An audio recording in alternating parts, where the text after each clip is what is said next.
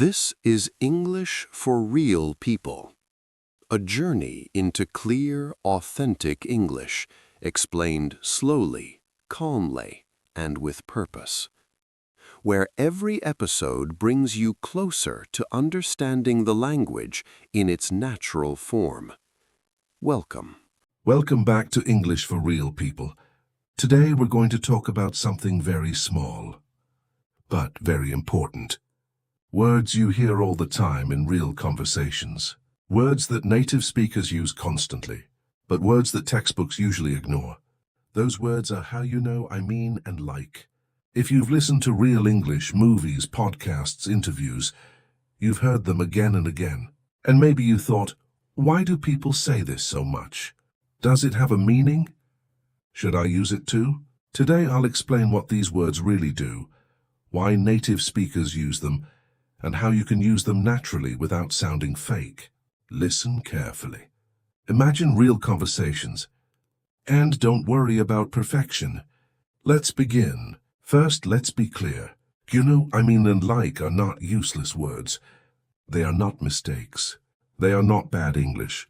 They are conversation tools. Native speakers use them to think, to connect, and to sound human. Real English is not perfectly planned. People think while they speak, and these words help with that. Part 2, you know. Let's start with you know. Textbooks don't teach this phrase very well, but native speakers use it all the time. So what does it mean? You know does not mean that the other person already knows. It's not a real question. It's a connection signal. It means I want you to follow me. I want you to understand. Listen to this example. I was really tired yesterday, you know, after work.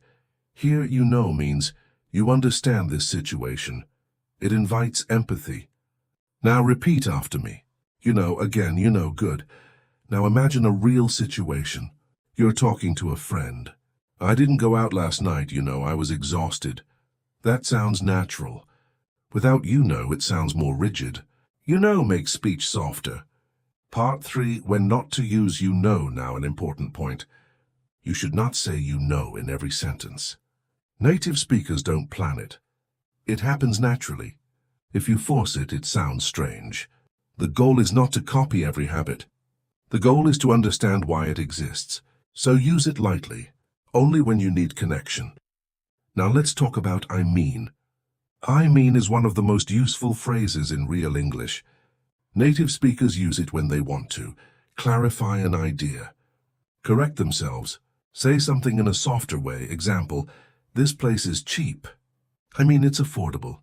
Here, I mean signals correction. It tells the listener, let me say that better. Repeat with me. I mean, again, I mean good. Now another example. He's not rude. I mean, he's just very direct. This is real conversation English. I mean gives you time to think. I mean is also used to soften strong opinions. Listen, I don't like the idea. I mean, I'm not sure it will work. This sounds polite. Without I mean, it sounds stronger.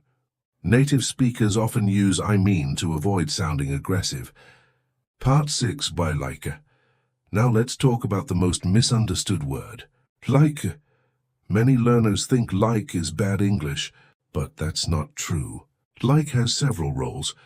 First role, it shows approximation. Example, there were like 20 people there. It does not mean exactly 20. It means approximately. Repeat, like again, like. Second role of like. It gives the speaker time to think. Example, I was like, really surprised. Here, like creates a pause. It sounds natural. Real English is full of pauses.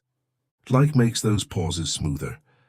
Another very common use, storytelling. Example, and he was like, no way.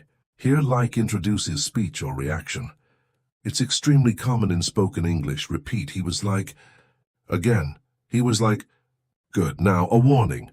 Do not put like everywhere. Native speakers use it naturally, not consciously. If every sentence has like, it becomes distracting. Use it when you need approximation. A pause. Storytelling, not as decoration. Let's compare. Textbook English. I was very tired because I worked all day. Real English. I was like really tired, you know, after work. Same idea. Different feeling. One sounds written, the other sounds spoken. Here's the key idea. And like are not vocabulary words. They are conversation signals. You don't memorize them. You absorb them. Listen to real English. Notice how people use them. And slowly, naturally, they will become part of your English. Let's review. Connects with the listener. Clarifies and softens. Like helps you think, estimate, and tell stories. These words make English sound real. If this episode helped you, save it. Listen again while walking or relaxing. In the next episode, we'll talk about something very practical. What native speakers say when they don't understand you, and how to react without panic. This is English for real people. Real English for real people.